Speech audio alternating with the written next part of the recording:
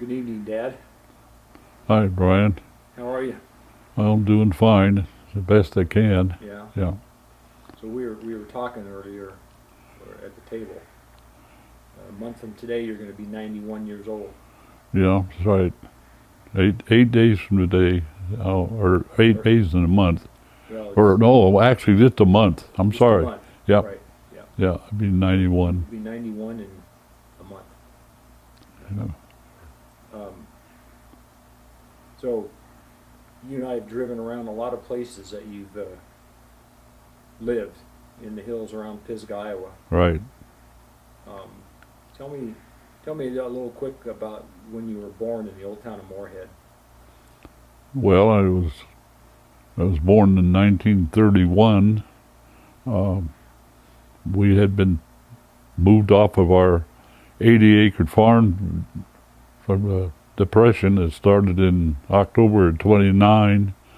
I'm not really sure what year we moved to the old town of Moorhead, but we went there sometime prior to I was born, so I would think it was probably around 1930 and '29. It would have probably been the next year, and my dad was always looking, away for to feed us, and he was what they call the dairyman, and when he was there, he was hauling the freight from the depot to the people's homes, and he delivered coal there and lumber, anything come in by train. Everything was coming in by train, and hardly the trucks weren't, going that much in '31. And he was doing that in the old town of Moorhead. Yeah, well, he delivered up the new town of Moorhead was being built.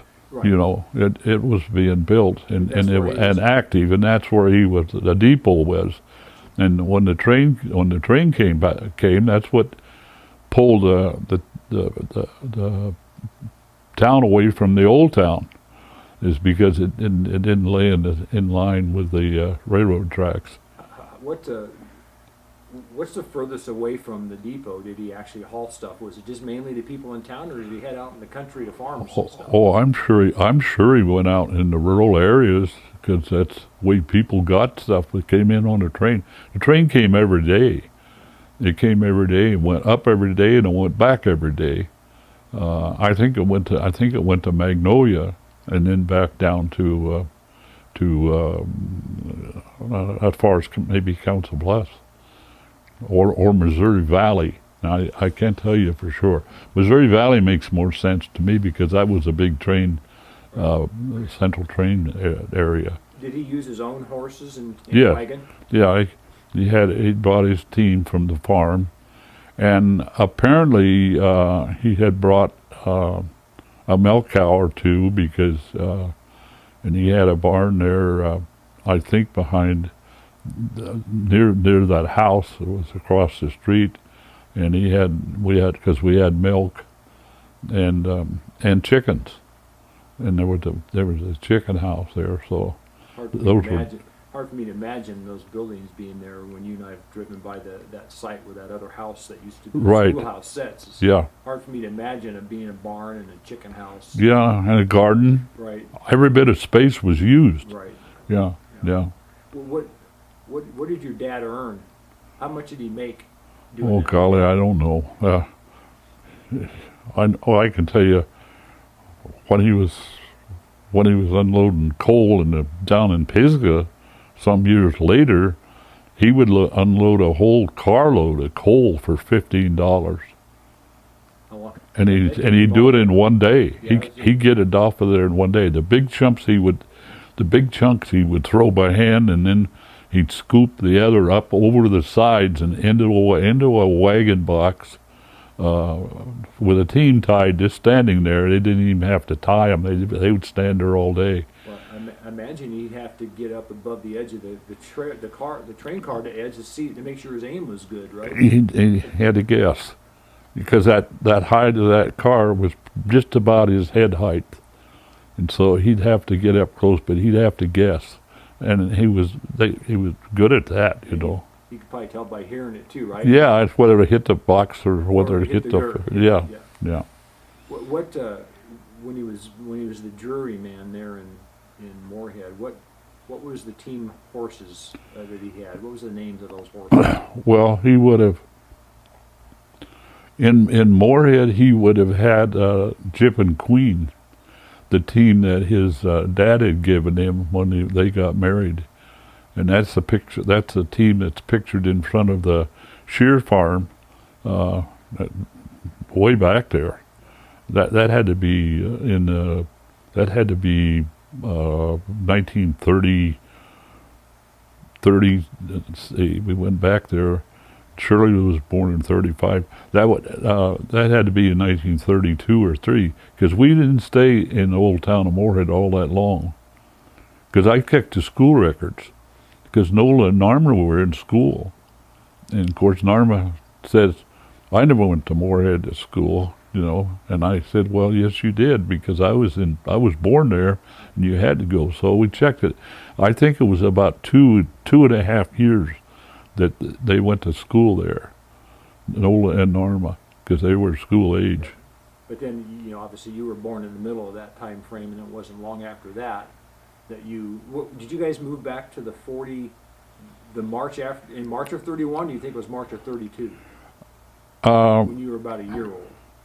Well, I can't tell you for sure, but it could have been either way. The way we went back there is that they couldn't. The bank had taken possession of that 40, and when they couldn't find a buyer, nobody to buy it or anything, and then it's just sitting there, deteriorating, and so the banker came to my dad and he says, Dean, he says, take those kids and go back out there. And I don't know whether they even charged us anything to live there, because we were keeping it up, Well, that's probably the payment that he saw value in your family being there, taking care of it. Exactly. Keeping the rats out or whatever the case may be. Exactly. And sure is a difference between the heart of a banker today versus the heart of a banker back in the day. Exactly. Because they were independent bankers.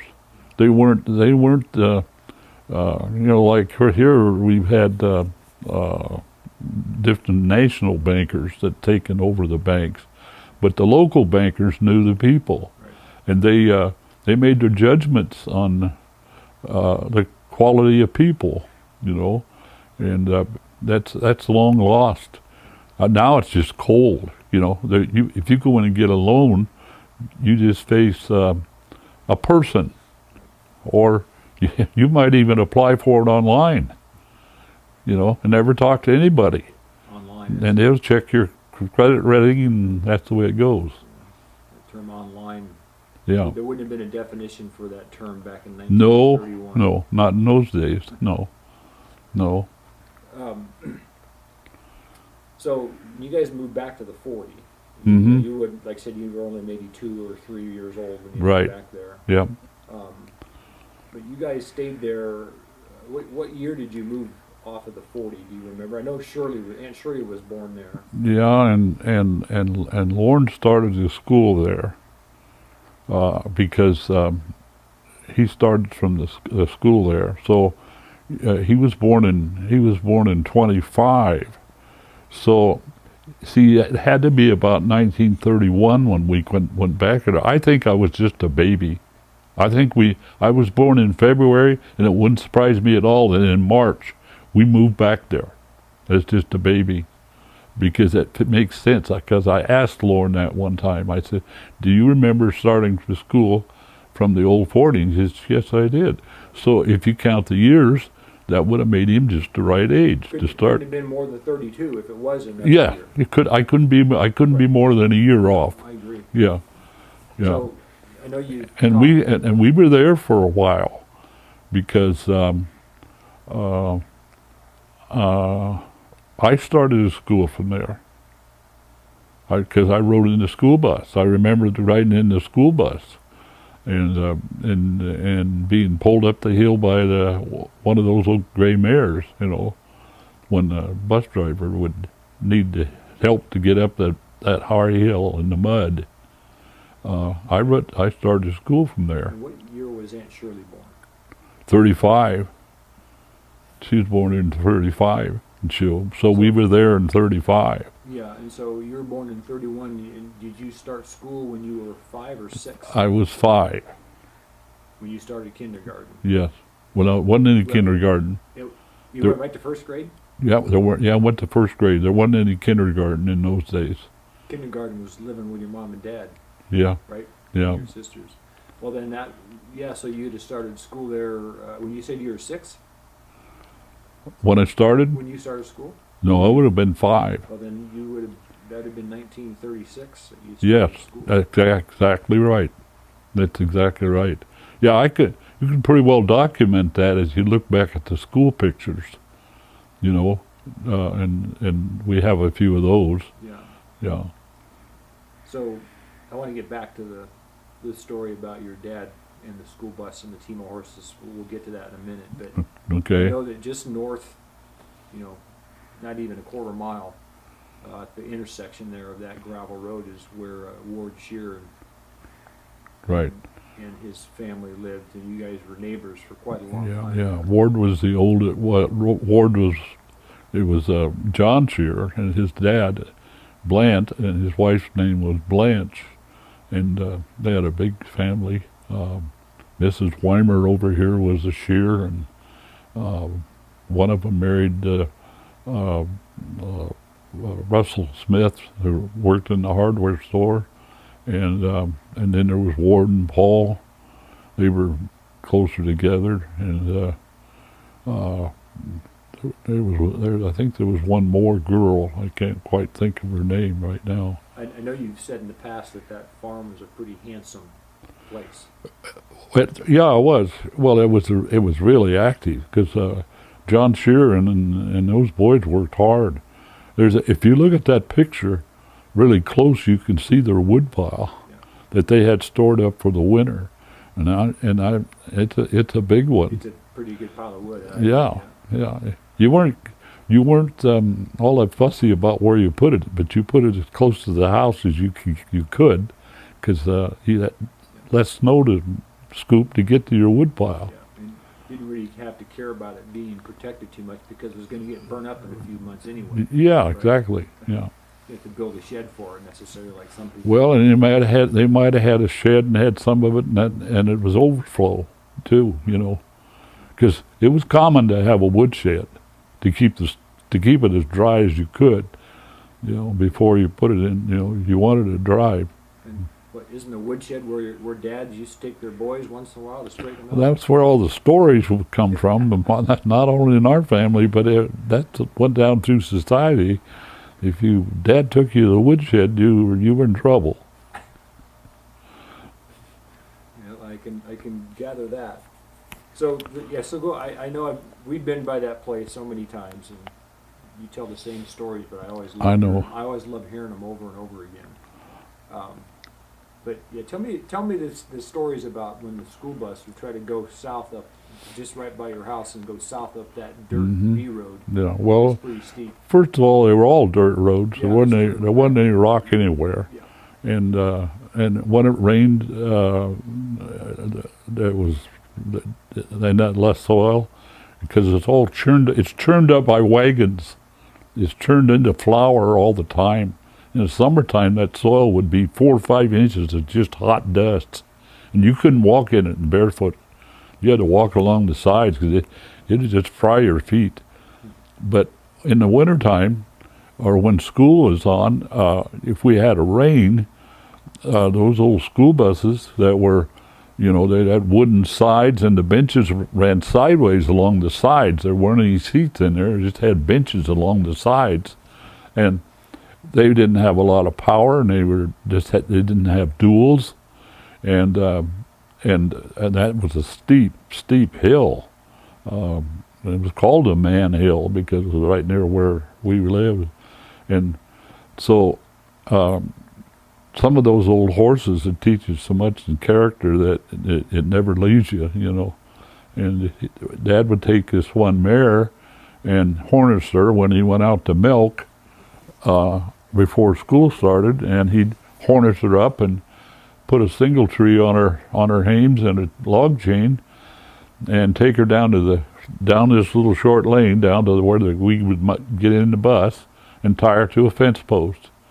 And she'd just stand down there, and well, on the level, the bus driver could always make it around her, because the road from then around, where you came out on the bottom, on the Soldier Bottom, he didn't have a lot of steep places to go up in those days. They were pretty much along the side hills.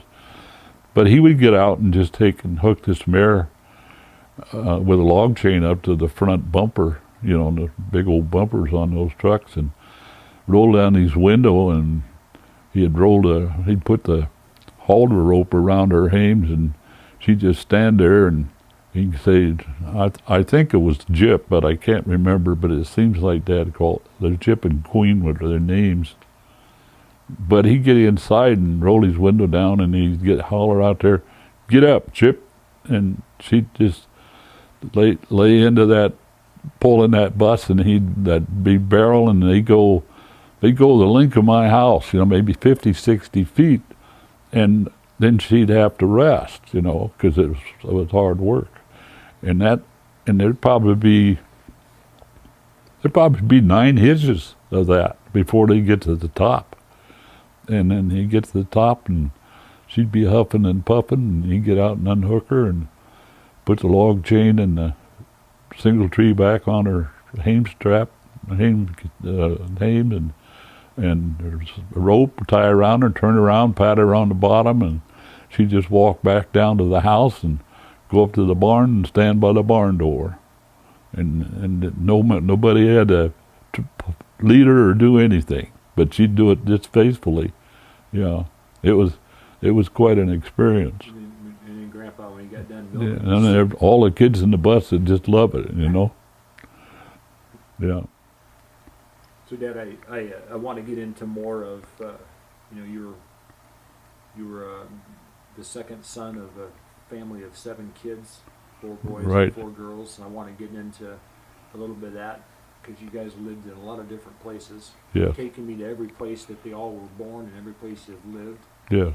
But back on the 40, tell me about some exciting times you had there, because you weren't that old when you were. You were No, born and but maybe 4 or 5 years old. But well, it's a time when I really realized I was in the world. You come alive sometime around 3.5 or 4 years, and you're conscious of your surroundings. And to me, it was second heaven, because it was beautiful and picturesque and green, and hills and birds and everything, And we had whippoorwills in those days. We had bob whites that we'd hear in the evenings, and the hill would shade the house because it was high on the west side, and so it would cool down in the evenings.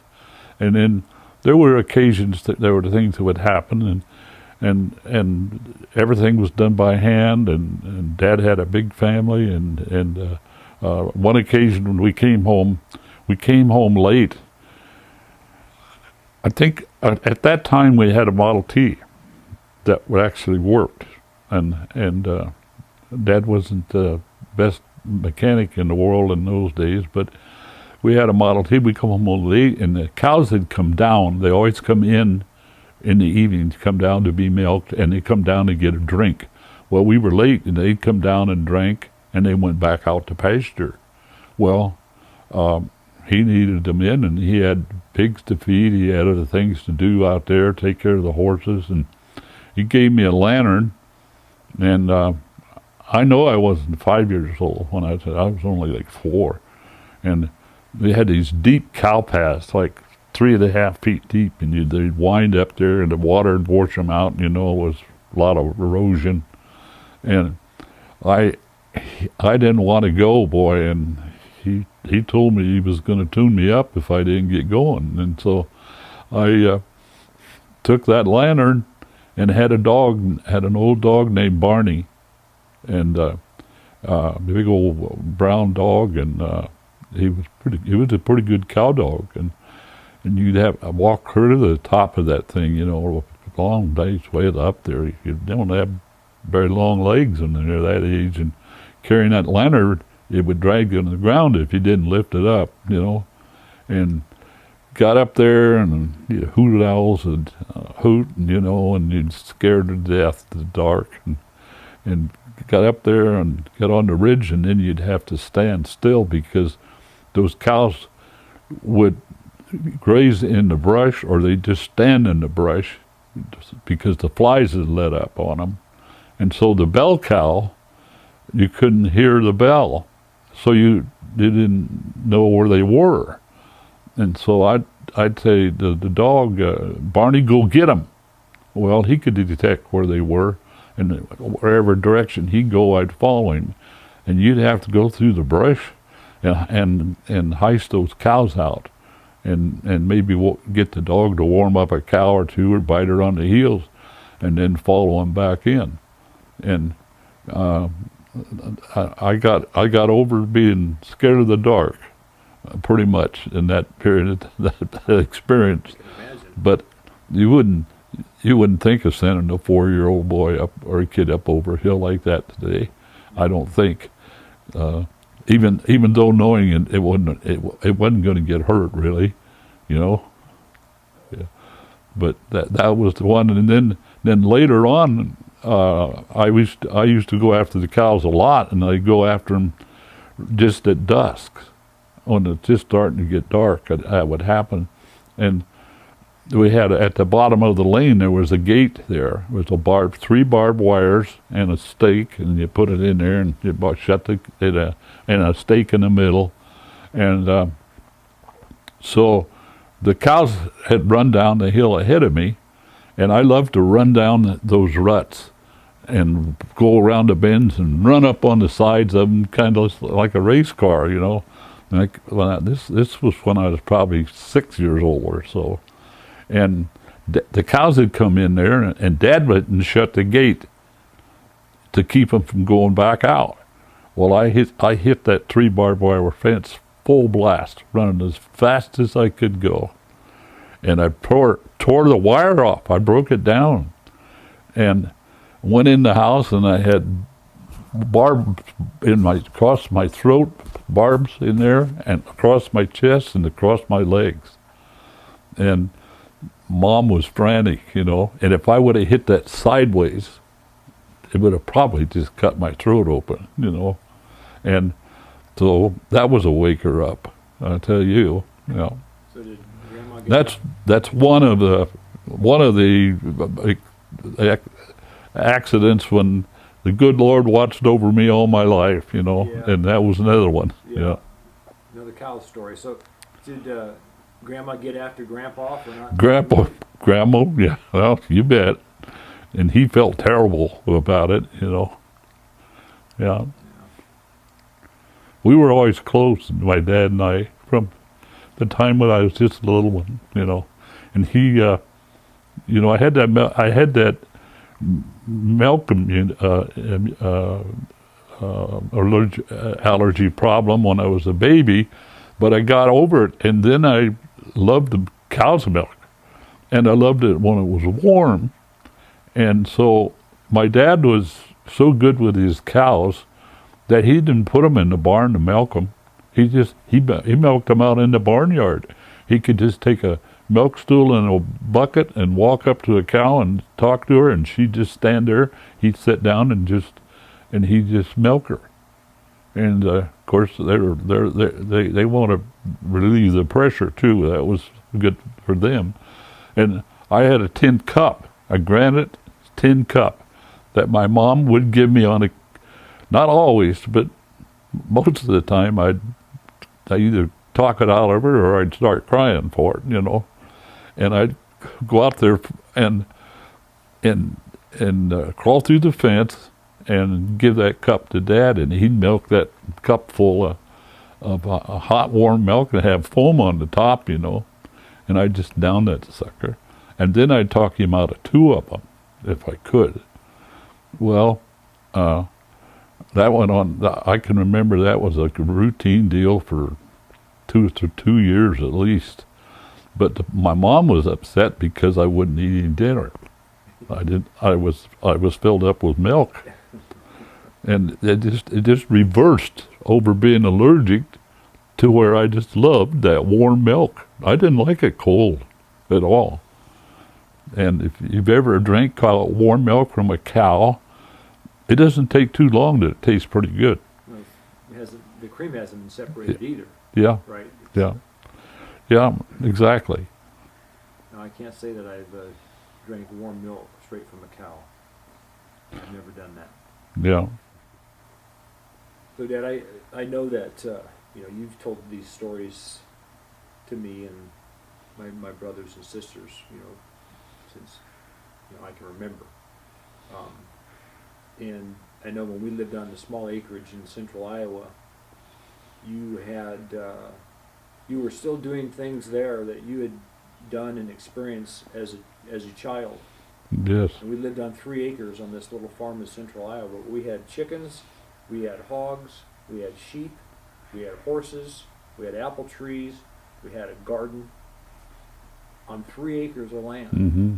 And today you would, I don't know anybody today that I know in present day 2022 that you hear those same kinds of stories or people living that same kind of life. But that was ingrained in you early in life, was it not? Back even when you lived on the 40. Well, on the 40, first I'd like to say there should be more people doing that in today's, if I want to reflect on it just a little bit, because being in agriculture all my life, I've always been PO'd at what goes on in terms of food, because in Iowa, the best state in agriculture in the United States, we import 95% of all the food we eat. So that's a real sour point for me. And so that takes me back to where my grandmother on my dad's side had her own garden, and she would can hundreds of cans of stuff for food. You're talking about Emma. Yeah. And so then going to the 40, my recollection there was that we had this garden space out there that was fenced. It would keep animals out of it. We didn't have any deer in those days. There weren't any deer. They came back in the country later. But my recollection was watching my parents out there every evening when that sun would go down and there'd be shadow and cool. They'd be hoeing in the garden. And then we had a cellar west of our house, a dirt cellar with wooden posts and dirt over the top, and that picture was always vivid, and Lauren and Narma and Nola and even Viola would be out there pulling weeds in that garden. That garden was a precious thing because my mother canned so much food, and then we picked wild berries. We picked wild strawberries, and we'd have them in buckets, like small milk buckets, and we'd pick gooseberries and raspberries and wild grapes and anything we could, to put away, and those were always fun things to do, really. Because my mom and dad both just loved to be in the garden, And I imagine that the food that you raised in that garden got you through till the next year. Exactly. Through winter. Exactly. And you may have had some left over by the time you were harvesting the next year's garden, but probably not a lot, because that was the whole idea, right? Yep. The jar.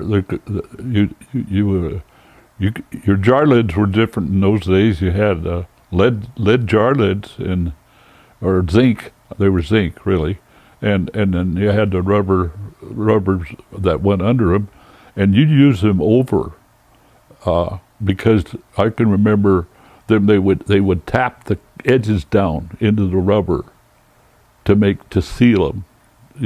That was different to now, where they have the caps that are sealed by vacuum when they cool. But and we had pork. We had pork that was salted down in a barrel and it's set outside. It's set outside on the north side of the house, and we salted pork, and you How'd you keep the raccoons and coyotes and with stuff? with a big piece of concrete on top or something, you know. But we'd go there and get salt down. That you'd salt that pork down, and it would stay pretty good. And the thing you do is you make sure you cooked it really good, you know. You kill all the, because good God, yeah. So besides potatoes, which I'm sure is what you grew Well, up with, potatoes are basic. yeah. If you want to survive in this world, that's the first thing you put in the ground. I've done it every year. I've been here 47 years in Woodbine, In this house, yeah. and I've had potatoes every year, and I always put in more than we need, because I never knew what my neighbor might need of them. Some of them, and we gave a lot of them away. And I've still got the equipment here to make sure that my family can revert back to those days where you lived off the land.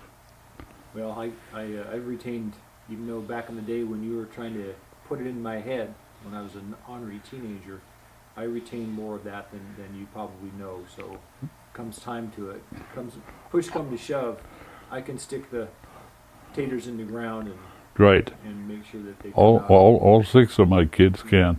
Yeah. So, Dad, I know you and I have driven around so many times in the hills, and I'm happy that we have, because today I can take everybody to every one of these places that you lived when you were growing up. And then we've been talking a lot about the 40, which has really always has kind of been, even when your dad was still alive telling stories, always heard a lot of stories about the 40. Mm-hmm.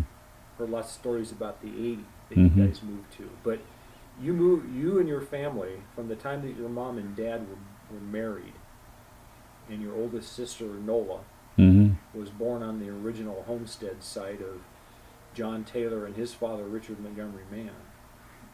Your mom and dad moved around quite a bit. Can you kind of take me on from when they were married, where they moved to, and where your brothers and sisters were all born? Okay. Well, like you said, Nola was born in my parents were married in 1920, and Nola was born in 21, and and they were living with my grandpa Mann, and on the farm in the Mann. Your grandpa Mann, that'd be John Taylor and his wife. Yeah, Leora. yeah, and in the Mann Valley, settled in 1867 or 68, I think, by his father, Richard, and they were there They were there 2 years, or close to 2 years, because Narma was born in 23, and she was born in a different spot. But Grandpa Mann died in 1922, and Nola and Dad and Mom were living there when Nola was a baby, and she's the only one that ever met her grandfather. She was a baby. He loved her, and he would play with her and hold her on her knee at night and so forth. And it's a worn part of, history. But the thing about it, I think about him, and I think about you. You've had all these series of kidney stones, and he died of kidney stones in that house. And my dad and Nola and Mom and her grandma and would be eating breakfast, and the silverware and stuff would be shaking on the stable because he was upstairs in the bedroom, and that pain was making his body shake so bad.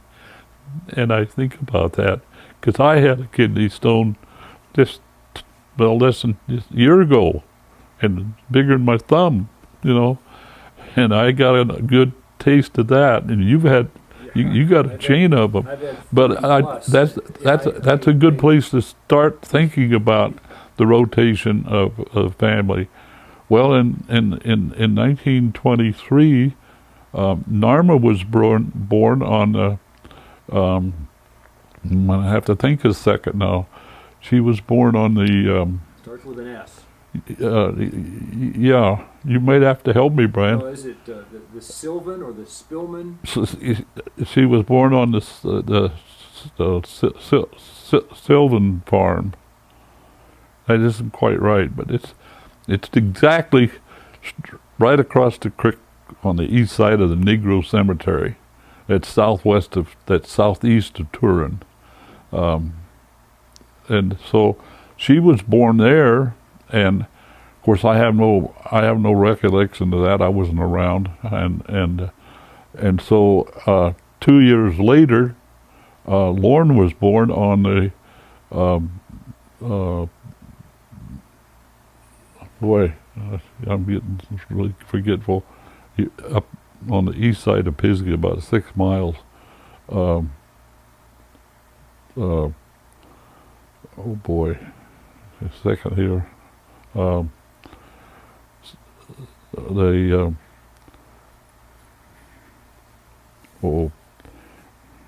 was north of the Rogers place. Yeah, it was north of the Rogers place. It was called. It's on the tip of my tongue too. Yeah.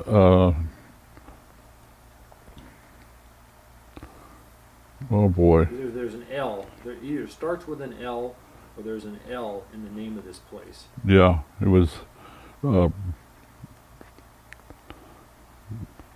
should have rehearsed that, I guess. But anyhow, that I think that'll come to me, because actually, he was, that farm was owned by our relation. It was the family that married Grandpa's sister. I'm thinking Jordan, but that's not right. It's not the Jordan. But I have it all written down. anyhow, You've told me so many times the name of the place. yeah, it's well, we moved from there, and then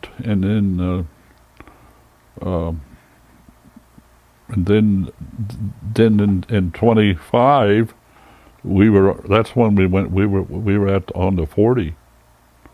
No, 25. That's Lorne was born in 27.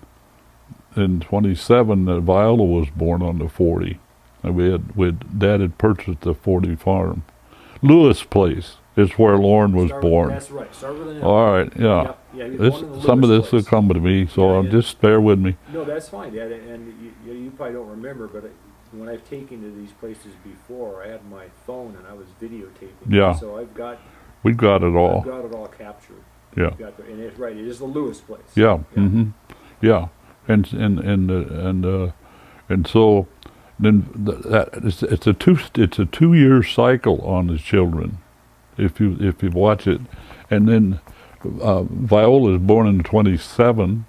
They're on the 40, and then I come next, but I'm almost 4 years younger than Viola, so Mom lost a child in between there, and I don't think a lot of people know that she lost a child, and then we moved up to the old town of Moorhead, and then we were there in 31. You're looking at another couple years or so, and then we moved back, and so everything cycled pretty much like in 2 years in moving to places, and then between Viola and me, when we'd gone up to the old town of Moorhead, we got kicked off the farm. Then we come back pretty soon, and Shirley was born, but she's 4 years younger than me, and Mom lost a child in between her and me. So if they'd all lived, there would have been 10 of us. And then later on, of course, we left the 40 and went on down the road. But let's go back, before you go on to the last two of your siblings. Go back to your comment about you getting kicked off the 40. I want to make sure everybody understands that this is the first place that your father had actually tried to purchase, right? Exactly. So kicked off might not be the right word, right? Tell me what led to. Well, they foreclosed. There you go. They foreclosed, and that was a big. Everybody. It was, I don't know in percentage, but there probably weren't over. There was probably less than 25% of the people that saved their farms in that depression. And this was 1929. This was the October. It's a Wonderful Life moment, right? It's Yeah. pretty much the same Yeah. episode that was portrayed in the movie It's a Wonderful Life. Yeah. 1929. Yeah. And they and that's in that film. People in the Pictures depicts it all. If you ever get that from Iowa Public Television and get that CD, that'll tell you what happened in that period of time. So, Dad, after Aunt Shirley was born in 35, Right. you guys then moved, and then my Uncle Ronnie was born, and you guys, and then my Uncle Jerry was Right. born after that. So, where did you guys move to? It had to be around 36, or right after 30. No, not 36. I'm sorry. Somewhere around 39 or 40, or even 40. 41. Yeah, yeah. Because you were mentioning that's when your oldest sister was graduating from high school. Yeah, and actually, they were still in the household for a very short period of time. But you can check.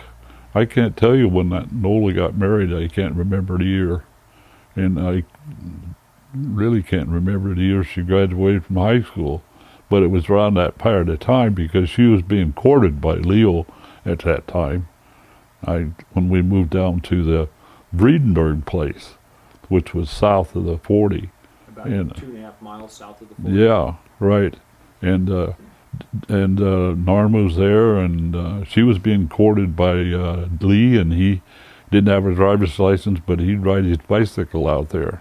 And so those were fun years to still have my oldest sisters around. I was lucky. I was a wheelman. I was in the middle. So I lived with my older sisters, and I lived with my younger sisters.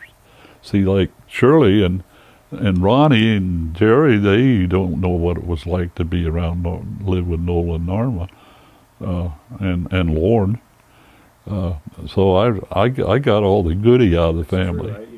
True, right? I could have put that together all these years, but now that you say that, it's right. And then at the Vredenburg place, we were there. Well, I should tell you a little bit about the move down there. That we moved, put everything on a hay rack and the team, and from the stove to the beds, everything from the cellar and barns, everything had to be loaded. They made lots of trips, and it was always in March, because March is when you change to start crops on another place. And if you were renting a place, you had to get moved out so the other people could move in where you are. And so it was a lot of movement. And so my job when we moved down there was I had to drive the cows down there. I think there were at least 6 of them. And I led a team of horses. We had 3 horses, or 4 horses at that time. And you were about 9 or 10 years old at this time. Yeah. And I would had to drive them down there, and they'd go any open gate. They go along the side. They run in there, and then you'd have to tie the horses up and run in there and get the cows and get them back on the road and get them headed in the right direction. Untie the horses and then get up on there and follow along and holler at them and keep them going. They'd be wanting to eat, and it was a hard job. But I finally got it done. I was exhausted, but when I put them in there in that barnyard and shut that gate, I felt like a big guy. I did this all by myself. 2.5 miles. And that's the things that people miss so much anymore. When somebody leaves the farm young and he goes to the city, he's just lost. Yeah, it's what gives you a sense of self-worth. Accomplishing something. And sense of self-worth, right? And confidence to try the next job. And so that was a great experience, and and I treasure that today. That was quite a job. Well, you told me that. You told me the story, and I remember even Aunt Shirley talking about riding in the wagon. Yeah. When Grandpa was riding the wagon up, and you were on foot with the cows. Yeah. How many trips do you think it took you guys? How many trips? How many trips? Oh, I don't know. It probably 6, 7, 8. It's hard to tell, Well, you get it all done in a day, or take you a couple? Oh, it'd take you. You'd start early.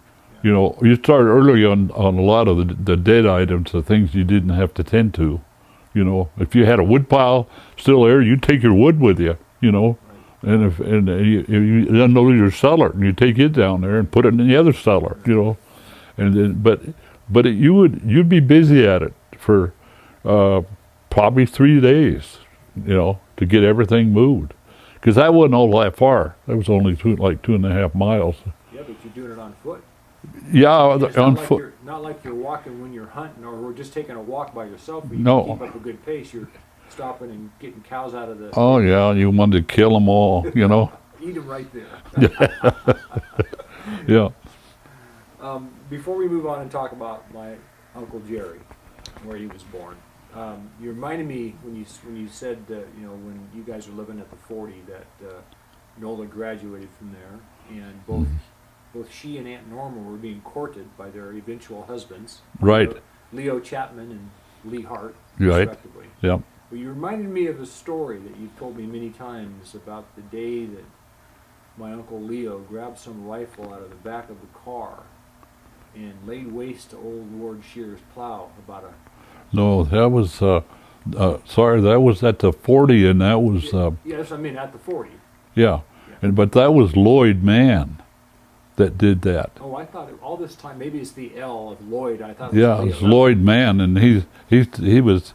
And there's people that recall him. He had a reputation, I'm glad you corrected me on that, because I would have Yeah. said Leo. Yeah, So, that was Lloyd Mann. Yeah. And before you tell the story, what relation is Lloyd Mann to your dad? Lloyd Mann was a nephew of my dad's. He was a first cousin to me, Okay. but he was Uncle Earl Mann's son. Yep, I remember you telling the story. Yeah, Earl. So and- tell me the story about Uncle Lloyd, your cousin Lloyd, and this rifle and Grandpa. Well, we actually had a World War I rifle, and it had a lock over the top and a cartridge that long. And Dad had about 5 or 6 of those. That poor gun used to stand in the corn crib. It used to be anywhere. It was being ignored, Just think about it today, how that would drives you nuts to think that you don't have that gun and you don't have it restored. That's my feelings about it. But now this will be a surprise for the Shears if they ever hear this video, because Bill Shear has heard the story before. I've told has this, he? Yeah. Okay. Well, Dad had never fired a gun, but Lloyd wanted to fire the gun, And Dad said, "Well, I'll go get a couple rounds." And he went and got a couple rounds. He had them in the house, and we're looking at just a little over a quarter of a mile, exactly, from there to the county line, and then they were in Monona County, and that plow was setting up on the hillside east of the barn, and they had been plowing with that, and it was shiny, and it was all the moldboards on it were all nice and shiny, and Lloyd, being the ornery son of a gun that he was, he said, "Well, I'm going to see how close I can come to John's old plow up there," and he elevated the gun, set the sights, let her go, and my gosh, it sounded like a cannon going off, And then the shininess went away, and he'd hit the center of that moldboard and just busted it into pieces. from a quarter of a mile away. Every time you tell And me the Dad story. says, "Oh my!" Dad didn't know what to do. He thought, "Here we go." A plow back in the days was a pretty important implement. Well, for a farmer, right? it's easy to replace them, but it still would cost money, Right. But and I stood right there and watched it when I was a little kid there on the 40. Did you chuckle? Do you remember laughing? Well, Was there any laughing going on? it was pretty open up my eyes. I thought, wow, what did World War One sound like? You know, You know, yeah, that'd been a good question. yeah. Yeah, I'm glad you clarified it. I always thought it was Uncle Leo, but it's No, Lloyd uh-uh. man. I'm No. glad you did. 'Cause Yeah. that was No, we left off down at the Friedenberg place, right. didn't we? So from there, where did you move, and when was when and where was Uncle Jerry born? Well, Uncle Jerry was born in town, but Uncle Ronnie was born in the Friedenberg place. That's right. You talked about Redenberg. Yeah. So he Yeah, was born so we need to mention that a little bit. He was born in let's see, he was born in 42. Yeah, because he's the only one who was born in an even year. All the rest of us were born in odd years, and he was born in 42 on the 40, and that was after Nola and Leo were married and had a daughter, Marva. Marva. So Ronnie has an aunt, or has a niece. I know. Ronnie That- has an aunt. No. No, it's a niece. She's a niece, but he's her uncle, and he's younger than she You're is. right. That's weird. Yeah. Anyhow, that always was funny, and but he was born there, and we didn't have very much space there. Dad went to work for George Friedenberg, and he owned the place, and he lived just on east around the corner and over around down a little hill, and he was an only child. His dad was still alive, old John. He was a picturesque person, and but anyhow, we had Dad again. I think he gone up to 8 cows. We had 4 head of horses there. We had about 30 head of sheep there, and a few hogs. So that you're talking about living on the Vredenberg and how your dad had acquired more cows and more sheep. Yep. Had more sheep and had some hogs, and Yeah, you're getting to a story that to me speaks again to the kind of heart people had back yes, in the days. absolutely. Actually, my dad was a gregarious person and a hard worker, and people had empathy for him with all the kids he had, and he could do anything to make. He would call him a super hired man, I guess, because he could do anything as far as with his hands and so forth.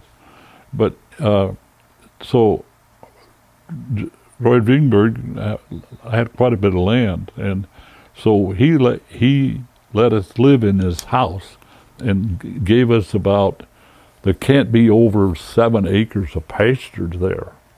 And then we utilized the creek, for the sheep. We just fenced it and let them go down in the creek and eat. But it was pretty hard and Mom had like 200 chickens there too, and they had to be watered. But Shirley and I, we got, with the water problem, we really got our exercise, and she wasn't very big, and we have pump water for them in a tank, and By hand, right? I mean, yeah, that was a pump handle, and the flow wasn't all that big, and so you could pump for 2 hours, and the cows are still sucking air off the bottom of the tank, Yeah. and so you just have to keep going until they quit drinking and walk away, or they're not getting enough water, and that was that was really a chore, and I know I was just skinny as a bone for jumping up and down on that handle. And Shirley had to jump up in the air and come down with a handle to make it work, to give me a break. And that probably went on for 6 months. And into that summer. Well, actually, when it went into the fall, because we were there in March and went into the fall, and we come home from school, and there were some men down there working by the well, and of course I went right down there. I had a lunch bucket in those days. I took my lunches to school, went down there, and they were putting these concrete footings in, and I asked them what they're doing. He says, "Oh, we're putting you up a windmill." Holy crying out loud! I thought, oh, windmill, what?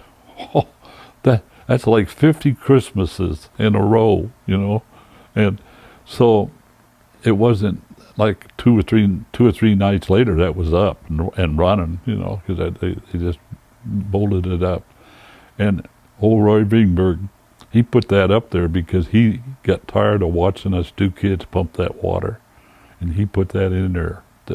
He wasn't going to have that happen anymore, and that was out of the goodness of his heart, and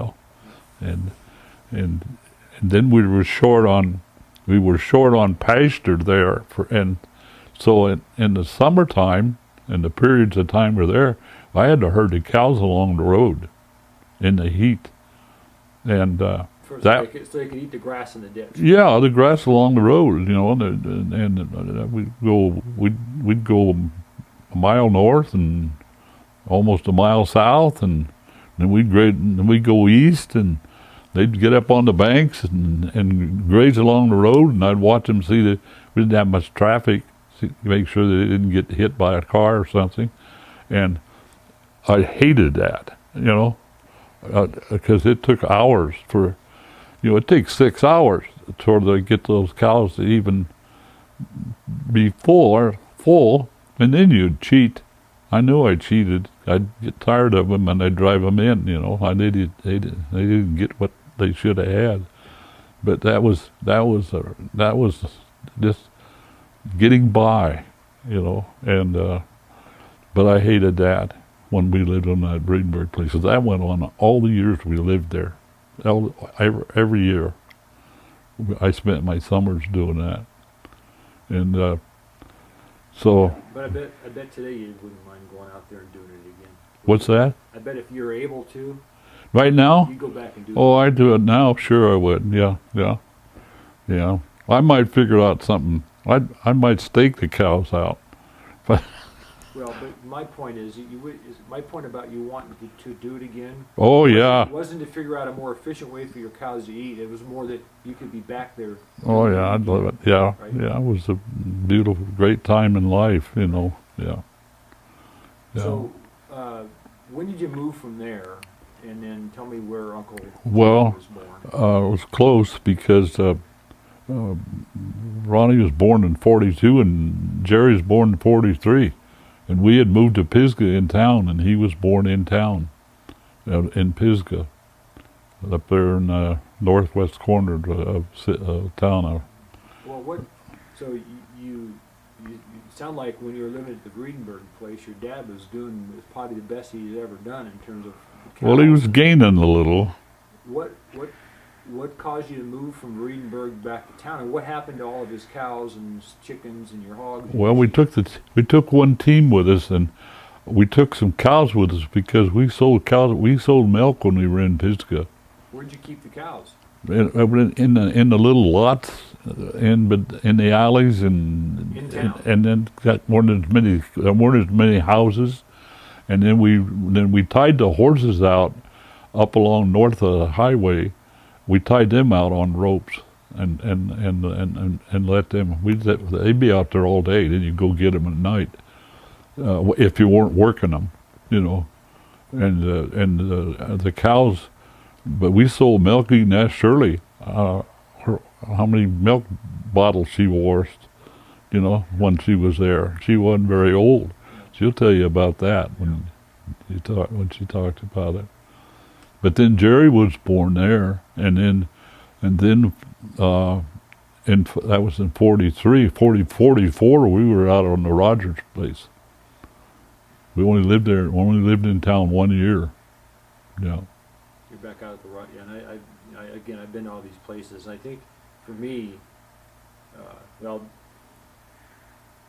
the 40 and the Rogers place and the 80 are always the three places that have intrigued me the most, just because of the stories that you've told, and quite frankly, because of where they are. They're just all three in a beautiful spot. So, yeah, so tell me about when you were living in the Rogers place, and I know there's a couple of good stories there that you've told in the past.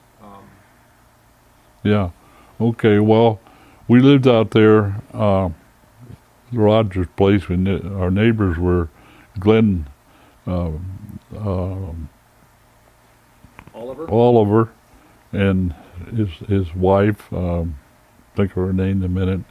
They lived around there, and of course, Warnie Oliver was the oldest one, and he's still alive and wants to get together.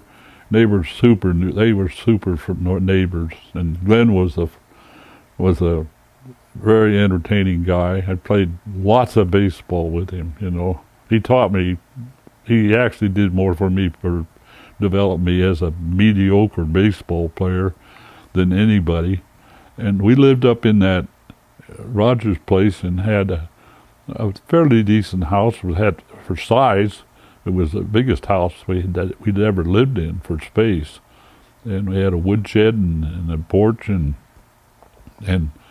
bedrooms upstairs and one bedroom downstairs, and really super chicken house. It was made of brick, and a good hog house that you could with at least 16 farrowing pens, And so Dad got into hogs pretty heavy there, and we had a lot of cows.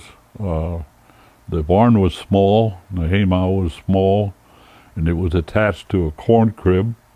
And Dad built the cow barn on the west side of it, and put stalls in there, and we had at least 8 cows there, and because it took a long time to muck milk and separate that, and it was a beautiful place. It's up off of the main road, back up in the timber, and lots of wildlife and. Well, I know that you and I have been there several times, and I think it was a long time ago that we drove back up in there, and the original house was still standing. Mm-hmm. The barn was still standing. The gigantic round horse tank was still there. Yeah. And today that's not the case. No. The guy that owns the field now, the old cottonwood is still there, but it's now out in the middle of his cornfield, which Right. was not the case when you guys were living there. No, it's it. And all the buildings are gone, and he's pushed his cornfield back into the timber where your buildings used to stand. Mm-hmm. And you really can't tell anything was there No. today. No. There's 2 stories that you've told me that are noteworthy about there. One was about a horse, a barn in your head, and the other one is about a little boy and his dog Right. in a dark night. Right. Well, we'll start with the little boy first, because that was Ronnie, and he was born to be outdoors, and that was the way all of his life, outdoors and dogs, and he wasn't. I don't think he was 2 years old yet, because he was still in diapers, and that's all he had on, and he came up missing, and out there we had this huge ditch with deep ditches in ungodly places that somebody could get killed, and we got neighbors and we had people looking, and we across from our house there was quite a space across the ditch there, and up the side there we farmed some of it, and then it went into timber, and then it went straight up to a big high ridge, and then on the other side there was farming ground on that, because it was 160 acres that we were on. It was the biggest farm we ever had, and we had looked 5 or 6 hours for them. And I had been up on that ridge. I'd been up on that south ridge at least 3 times, and went back the 4th time. And our dog was missing. You know, we had a dog that Glenn Oliver gave me, and he was missing. And he was always with whoever was outside. And he was, especially with Ronnie, he was really bonded to him. And I stood up there, and of course we had lots of weeds back in those days. You had hemp that was high as the ceiling, you know, and growing in patches along down the creeks and so forth. And the 4th time I went up there, I stayed, and I hollered, and he wasn't paying any attention to anybody, you know. And I standing there, and I saw the weeds move.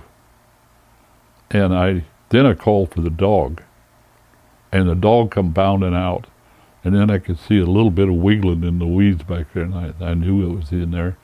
And I went down and got him and packed him home. He was scratched up, but he was just as happy as a lark. Gosh, when you talk about your heart just coming out of your throat, you know, and he's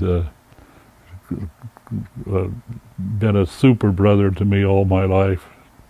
Unbelievable. And but that was quite an experience. We thought we'd lost him. Now the other one was an episode that was just as serious, and another one of those experiences where God put his hand on me, or I wouldn't be here, because that was a bang banger. And what had happened is I was used to going and getting the cows on this one horse that we called Prince, and he was a light. He wasn't a very heavy workhorse. He probably didn't weigh over 1,200 pounds, so he wasn't a lot out of the saddle horse, but size. And he was. I would just put a bridle on him and jump on him bareback, you know, and go get the cows. Well, I'd done it so many times, and we had a pipe between the windmill and down to the tank that was about 2.5, 3 feet high, and we'd come down. The cows would always run ahead. When they start downhill, they like to play, and they'd run all the way down to the barn, and I would come out of the upper gate, and so I could gallop with the horse down, see, and I would gallop him down there and we'd jump the pipe, and then it was about 3 or 4 bounds, and we'd set up right in front of the door, you know. Of the barn. Yeah, of the barn, in the daylight. Okay, well, I went out there when it was getting dark, and I'd done it in the dark more than once, because I always knew the horse could see a lot better than I could, you know. And so what had happened is that time I came back, and Dad had always closed the bottom barn door before, or I'd close it when I took the horse out. Well, Dad had opened that barn door, and I come galloping down there, jumped the pipe, and rode that horse right into the barn full blast.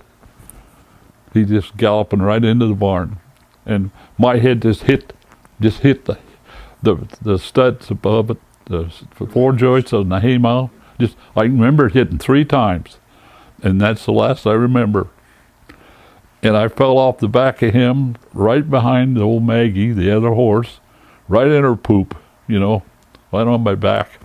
And then when I finally realized I was alive, I was leaning up against the horse tank, and Dad was paddling water in my face. And I had blood just coming down everywhere, you know, because if you cut my hair now, I got 3 scars across the top of my head where I'd hit that sucker. And that was really a jolt. I never took me to the doctor, never got an x-ray, never got anything. I just had headaches off and on for 2.5 months, you know. But that was, whew, that was a real banger. Yeah, I can imagine. So, Dad, one of the things I remember, at least it's vivid in my memory from all the stories you've told me growing up, is life was simple back in them days. Right. But there was a lot of hard work to Yeah, make things yeah. happen. And you've told me a lot of times about, at such a young age, your chores and the things you'd had to do to pitch in and help out with the family. And I'd just like you to share a little bit of Well, that with us. I don't know where to start, but there's a lot of things that, right, first of all, you had to take care of all those livestock. You had to make sure they were fed twice a day, and they had water, and they were bedded, and the barns were clean, and you had chores to do before you ate your breakfast, and then you ate your breakfast, and if it was school time, you had to get cleaned up the best you could. That didn't mean you didn't smell like manure when you went to school, because there were occasions when you would, you know, but you would do all that, and in the evenings, especially in the winter time, when the cows and the horses and everything were hungry and fed, you developed a sense of priority in your own set of values, because you couldn't go in and eat supper and listen to those cows and stars at the ball and things like that. You wouldn't enjoy your supper. So that was one of the enjoyable things about, you go out and do all those chores, pack those bushels of corn on your head and crawl over the fence and feed the hogs, feed the chickens, milk the cows, put the horses in, give them hay.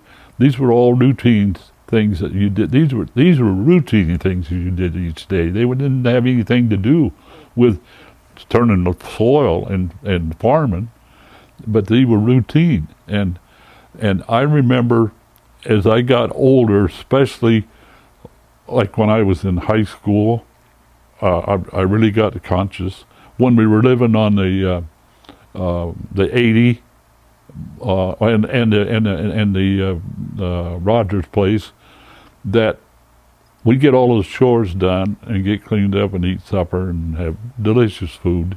My mother was a fantastic cook, and not listen to those and knowing that those cattle or horses were in the barn out of the snow eating, and the quietness and everything was so soothing, it would relax you.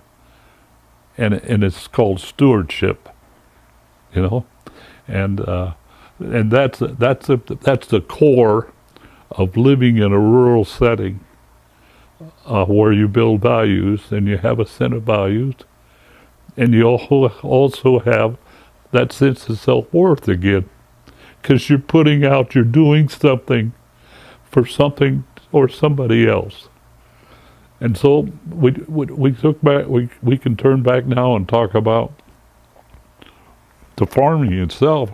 We never had a tractor until I was a junior in high school, or a sophomore in high school.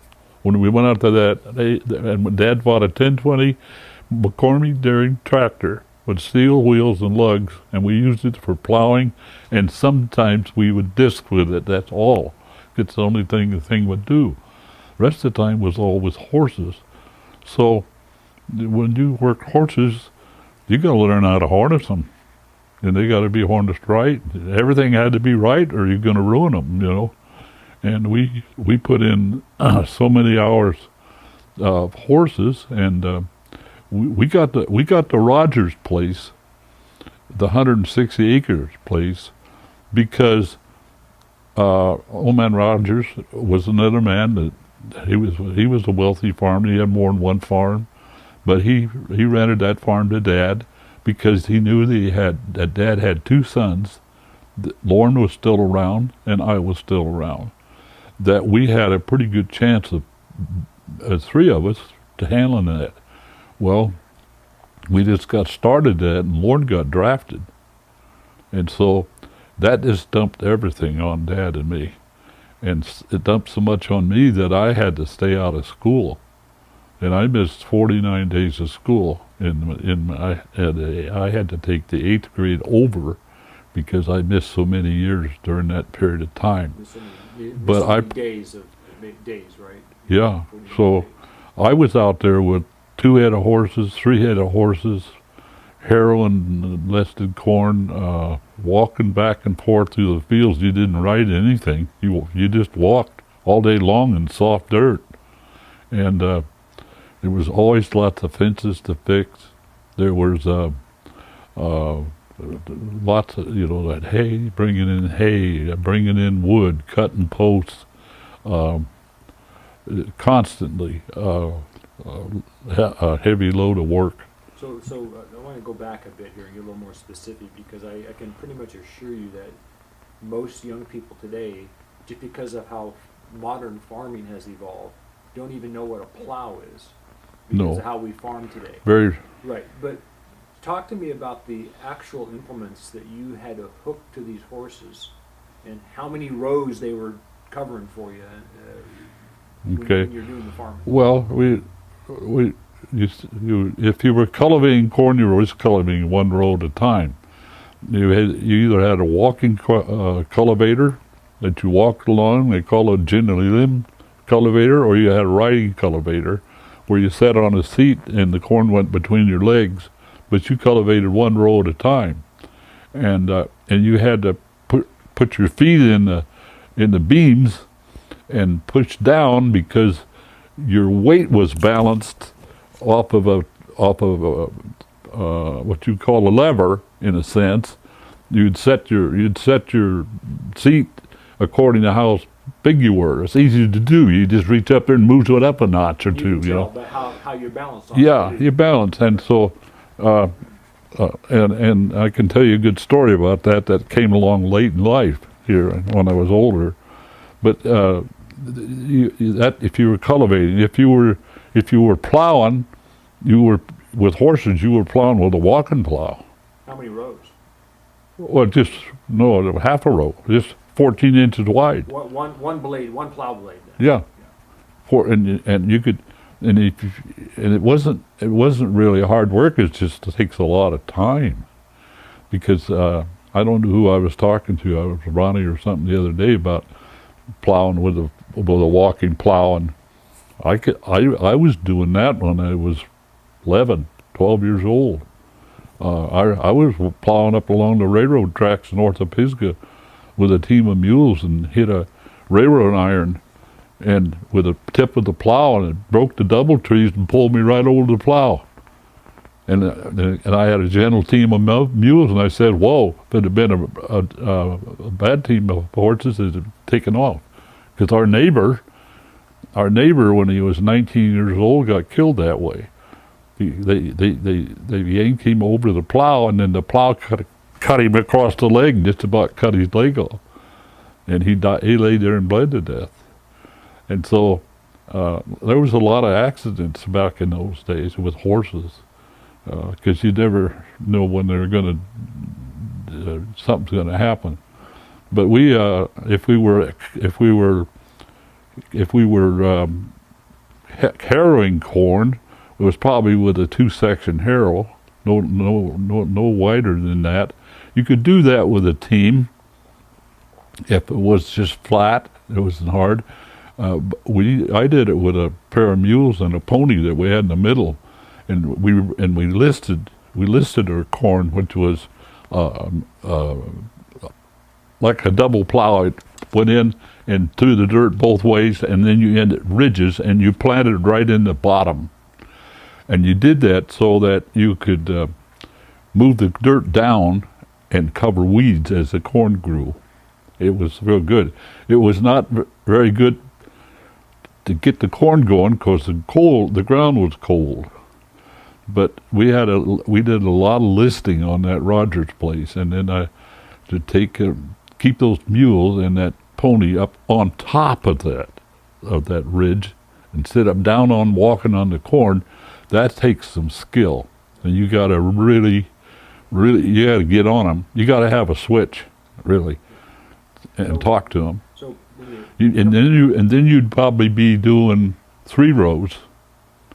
You'd probably be doing 3 rows with a 12-foot, because they were like 46, 38 to 40, 42 inches wide. You know, they're a lot wider in those days. so what did you use to plant the corn? What kind of? Well, a corn planter, a 2-row corn planter, pulled by horses. Yeah, yeah. How far could you go before you had to fill up those canisters? Oh, you go quite a ways. And planting corn went pretty good. It didn't pull hard. It was heavy on the horses' collars, because there was quite a bit of iron on the front side, and so that and a mowing machine was always, the tongues were always heavy, and so we'd have pads in their collars to keep them from get sore collars. You know, that was common. You'd have to put a horse out to pasture for a while for it to heal. You know, if they'd been working hard. Yeah. So, tell me about harvest season, when you had to go harvest that corn. How did you do that? Well, we did that we picked corn by hand, and you had a sideboard that you put on the side of the right side of the wagon, and it would be made of different width boards with stakes, and you could move them down as you build up your load, and you would pick if you were picking alone, you'd pick 2 rows at a time, because you go both ways, and use either a peg that came through your fingers and came out here into a hook, and you'd go like pinch the corn on the side, you'd rip it up this side and rip it out the side and bust it and throw it. But to make it easier, you used a hook, and I think you've seen them. Mm-hmm. You put your hands in them, and it's got a plate on here, and it's got a hook right here. And that was the fastest way to pick, because you could grab a ear corn, turn it up, pull the shucks away, grab the ear at the same time, throw the shucks to the right, and break it over your other wrist and throw. So you could just go in rhythm. And when we go to get up in the mornings, we could hear those corn hit all up and down the hollows. Yeah. It would be bang, bang, bang, bang, bang, On bang. the right side of the Yeah. wagon, they just bounce and Yeah. fall in the Yeah, and you'd pick an average. On average, most of the guys could pick 100 bushel a day. There were some guys that could pick 140 or 150. They might make 3 trips to the field, say 50 bushel. About how many bushel an acre did you guys average? Oh, that varied terribly, because What was the best and worst? well, there was some places where you didn't even pick; you just drive through, because it'd only be that high, and there wasn't any fertilizer there. There's no corn at all. Well, just a little nubbin, and we'd leave that for the cows. When you get through picking, you just turn the cows into the cornfield. They'd find them and eat them. So See, the worst bushels that you've got none some years. If you could, I don't remember hardly anybody getting 100 bushel the acre, even out on the bottom. That was before commercial fertilizer, but now it's Rob farms my little place down here, and you got 233 bushels to the acre. So back then, what was a good crop year? How many bushels of an acre? Back then, did you guys think that's a great crop? If you got 85, 90 bushels the acre, out on the bottom, out on that Pisgah bottom, in the hills down next to the creeks, you would get good grade, but up on the hillsides, you shouldn't even been telling it, you know. Well, but you got to feed your family, right? So Exactly. That's why you put the plow on the ground and do what you got to do. Well, that's where you took your manure with your manure spreader, and put it up there, and you could see exactly where the manure spreader went, just by the height of the corn, and you'd pick that. Yeah, but you never had enough manure to cover all the acres. But to your point, the bottom land didn't need the manure. It was good fertile. Not like the hillsides did. Yeah.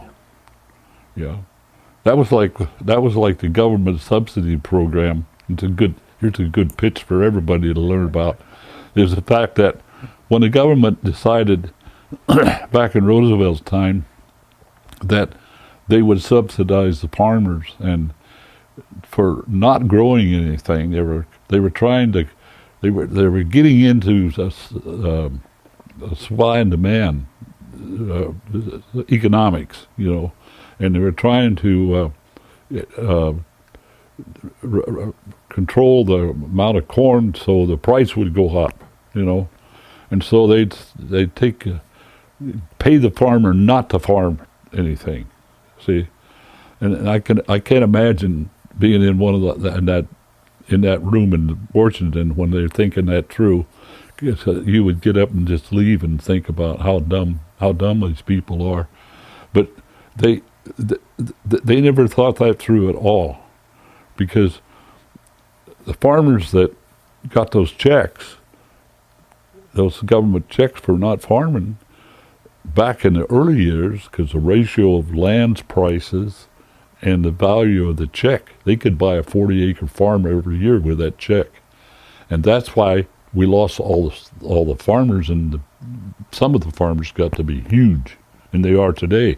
They're farming lands where there's 30, 40 families lived before, and so people wonder why the small towns went to pot, and the small towns went to pot because all the customers went away.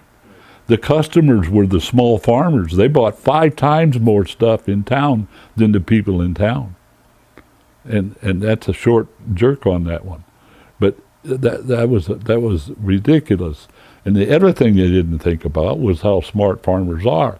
Farmers would say, I could buy commercial fertilizer with this check and double his production, which was counter to what they were trying to do.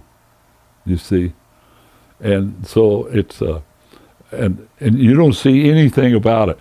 If you bring it up, and today the people look at you just like a deer with eyes in a carbine. They don't have any idea what you're talking about, but yet we're living with it. We're living with all those mistakes, and in that regard. So I won't go any further because we can be here 5 days talking about this stuff. I know you have a passion for it, and you've transferred that to me. Nothing you're saying is lost with me. I can guarantee you. Well, it's a difference between grants, nonprofit corporations, and subsidies. They're the biggest money laundering deals in the world. They're the biggest transfer of wealth in the world. And people will get grants and build things, especially aesthetic things, and not have any money to operate it with when they get through. So they'll go anywhere to harvest money from somebody else. And who's available? The working class, the ones that punch the clock, or professional people who have businesses for themselves.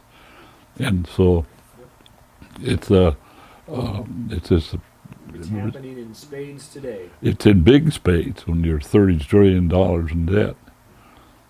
With that, we're going to do this again.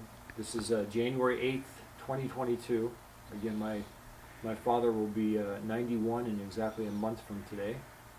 And one of my things I've enjoyed all my life is the fact that my birthday is just a few days before his, and every year we always celebrate our birthdays together. So I'm looking forward to that again. Me too. And I love you, and I could have no better friend in my life than you. That's right. 'Cause my father died. It wasn't my dad. He was my best friend. Well, we've got that in common. Yep. Love Thanks, you, Dad. Brian.